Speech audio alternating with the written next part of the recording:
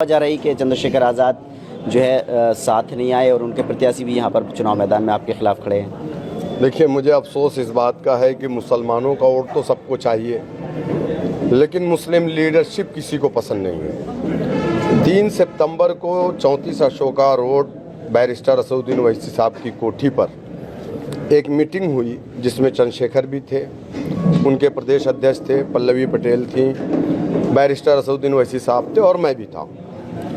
उस मीटिंग में ये तय हुआ कि ये 10 सीटों पे जो उपचुनाव होना है ये हम मिलकर के चुनाव लड़ेंगे ताकि हम बीजेपी को रोक सकें। बात वहाँ तय हो गई और ये हुआ कि लखनऊ में बैठ करके पल्लवी जी की लीडरशिप में हम वहाँ सीटों का बंटवारा करेंगे। 23 सितंबर को हम पल्लवी जी के सरकारी आवास पे दारुशफ़ा में हमारा सीटों का बंटवारा हुआ।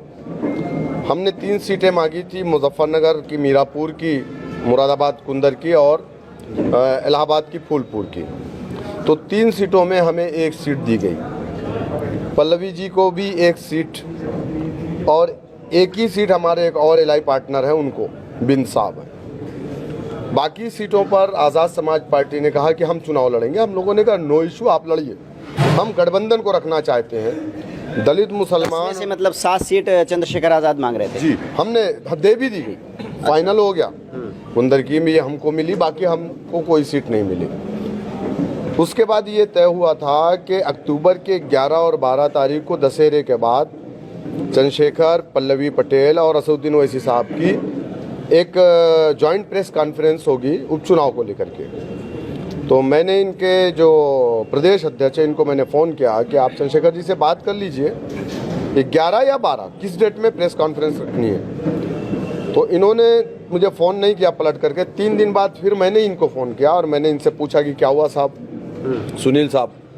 इन्होंने कहा कि शौकत भाई, हमारे कुछ लोग ये कह रहे हैं कि हम MIM से अलायंस नहीं करेंगे। मैंने कहा आपका क्या फैसला या चंद्रशेखर जी का क्या फैसला?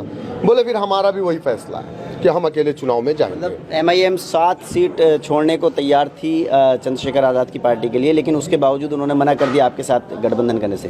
बिल्कुल बिल्कुल उन्होंने मना किया, हम लोगों ने ये फैसला किया, ठीक है। लेकिन मुझे अफसोस इस बात का होता है, जिस समाज को पूरा हिंदुस्तान अछूत मानता था उस समाज को मुसलमानों ने अपना माना। उनके सबसे बड़े लीडर जिन्होंने संविधान बनाया, बाबा साहेब भीमराव अंबेडकर को हराने वाले सामंतवादी लोग थे जो आज कांग्रेस, बीजेपी और समाजवादी में है। मुसलमानों ने अपनी सीट खाली करके उनको भेजा था ऐवान में। तो हम तो कभी इनको अछूत नहीं समझे। BSP को हमने वोट डाला तो बहन जी मुख्यमंत्री बनी। चंद्रशेखर को नगीना में मुसलमानों ने वोट डाला, 50% मुसलमान है। चंद्रशेखर गोरखपुर भी चुनाव लड़े थे, 2019 में 3000 वोट मिला था, वहाँ मुसलमानों की अक्सरियत नहीं। और चंद्रशेखर का ताल्लुक जिस बरादरी से है, 16% दलित उत्तर प्रदेश, 20% दलित उत्तर प्रदेश में 16 जातियाँ हैं। जिस जाति से ताल्लुक चंद्रशेखर का है वो जाति उत्तर प्रदेश में 2% है। तो चंद्रशेखर आज़ाद ने आपकी पार्टी को अछूत मान लिया?